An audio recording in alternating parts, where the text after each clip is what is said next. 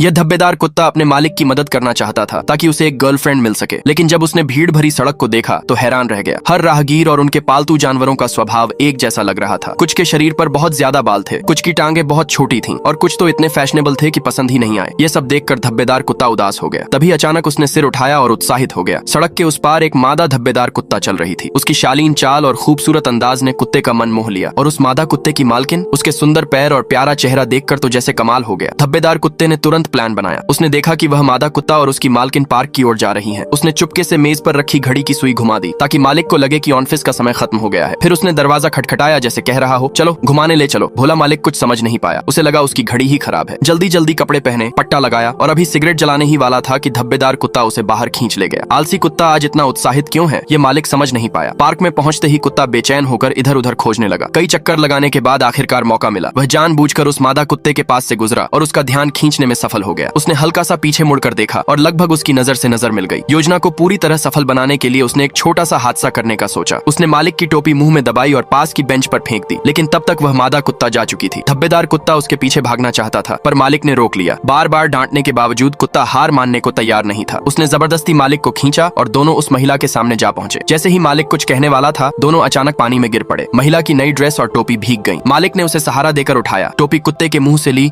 और महिला के सिर पर रख दी, बार बार माफी मांगते हुए। दोनों ने एक दूसरे को बिखरे हाल में देखा और हंसी रोक नहीं पाए। कुछ समय बाद दोनों की शादी हो गई और धब्बेदार कुत्ता भी अपनी साथी के साथ रहने का सपना पूरा कर सका। शादी के बाद वे पार्क के पास बने छोटे से मकान में रहने लगे। घर की आमदनी का जरिया था पुरुष का संगीत बनाना और महिला का फैशन डिजाइन का काम। रोजमर्रा के काम आसान बनाने के लिए उन्होंने एक नौकरानी भी रखी थी। वह बहुत समझदार और देखभाल करने वाली थी। कभी कभी उसके काम करते समय निकलने वाली आवाजें ही पुरुष के लिए संगीत की प्रेरणा बन जाती। जब मालिक अपनी रोमांटिक जिंदगी में डूबे हुए थे, तभी मादा धब्बेदार कुत्ता गर्भवती हो गई। ये सुनकर पिता बनने वाला धब्बेदार कुत्ता खुशी से झूम उठा। दोस्तों, क्या आपने भी किसी से इस तरह की मोहब्बत की है? कमेंट में एक नाम जरूर लिखें।